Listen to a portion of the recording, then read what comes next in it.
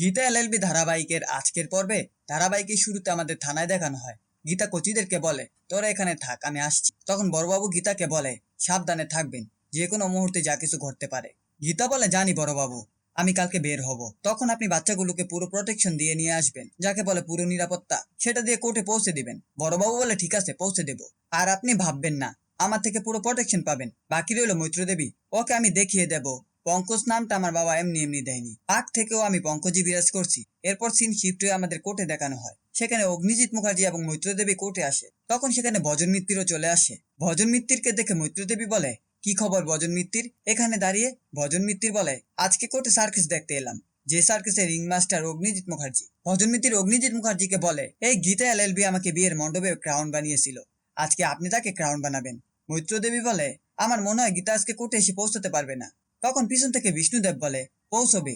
এটা শুনে তারা সবাই অবাক হয়ে যায়। বিষ্ণুদেব বলে, যে কোনো মূল্যে গীতা পৌঁছবে, ওকে কেউ আটকাতে পারবে না। গীতা আসবে। যে কেসের জন্য তাকে সামাজিক মান সম্মান সব হারাতে হয়েছে, যে কেসের জন্য তার পরিবার তাকে ছেড়ে দিয়েছে, তার স্বামী তাকে ছেড়ে দিয়েছে, সে কেসে ও কিছুতেই হার মানবে না। একথা শুনে অগ্নিজিৎ মুখার্জি এবং মৈত্রদেবী সেখান থেকে চলে যায়। এরপর আমাদের গীতাকে দেখানো হয়, সে পাপকে নিয়ে কোর্টে আসছিল। ঠিক তখন মৈত্রদেবীর পাঠানো গুন্ডারা তাকে ঘিরে ধরে। তখন তাদের মধ্যে মারামারি শুরু হয়ে যায়। গীতা একাই গুন্ডাগুলোর সাথে ফাইট করছিল। তখন বড়বাবু সেখানে চলে আসে। বড়বাবু আর গীতা মিলে গুন্ডাগুলোকে মারতে থাকে। পরবর্তী সিনে আমাদের কোর্টে দেখানো হয়, সবাই গীতার জন্য অপেক্ষা করছিল। তখন অগ্নিজিৎ মুখার্জি বলে, ইয়ো অনার, অপেক্ষা করে কোর্ট তার মূল্যবান সময় নষ্ট করতে। আমার মনে হয় অ্যাডভোকেট গীতা এলএলবি আজকে আদালতে হাজির হবেন না, কারণ উনি বুঝতে পেরে গেছেন এই কেসটা উনি জিতবেন না। তাই আসামিকে কঠিন শাস্তি দেওয়া হোক ইয়ো অনার। বিষ্ণুদেব বলে, ইয়ো অনার, আমার অ্যাডভোকেট এসে পৌঁছবে, উনি ঠিকই চলে আসবেন। আমি আপনার কাছে আর্জি জানাচ্ছি, আমাকে আর কিছু সময় দিন। তখন আদালত আধা ঘন্টা সময় দেয় বিষ্ণুদেবকে। এরপর গীতা না আসায় আদালত তার রায় ঘোষণা করতেই যাবে। শেষ মুহূর্তে গীতা এসে পৌঁছয়। এরপর গীতা একে একে সবাইকে জেলা করতে থাকে। গীতা মৈত্রদেবীকে প্রশ্ন করে, আপনার সাথে আপনার স্বামী সম্পর্ক আছে?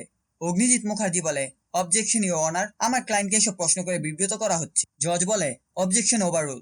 এরপর গীতা মৈত্রদেবীকে আবার প্রশ্ন করে। তখন মৈত্রদেবী কোর্টে অভিনয় করে কান্না করতে থাকে। সে বলে, আমার স্বামীর সাথে আমার কোনো সম্পর্ক নেই, আমি ওনার নাম পদবি কিছুই ব্যবহার করি না।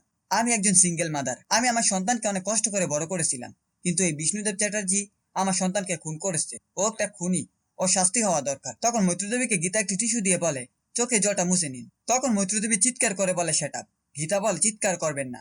অগ্নিজিৎ মুখার্জি বলে ওঠে, অবজেকশন ইউর অনার, আমার মক্কেলকে এভাবে হেনস্থা করা হচ্ছে। গীতা বলে, হ্যাঁ হুজুর, ঘটনাটা এরকমই। কুমিরে কান্না কাচ্ছেন উনি। যে পুত্রের খুনের জন্য উনি এত কান্নাকাটি করছেন, যে পুত্রের খুনের জন্য উনি বিষ্ণুকে দোষী করছেন, সেই মৈত্রদেবের পুত্র সন্তান পাপ্পুকে আমি এই মুহূর্তে কোর্টে হাজির করতে চাই।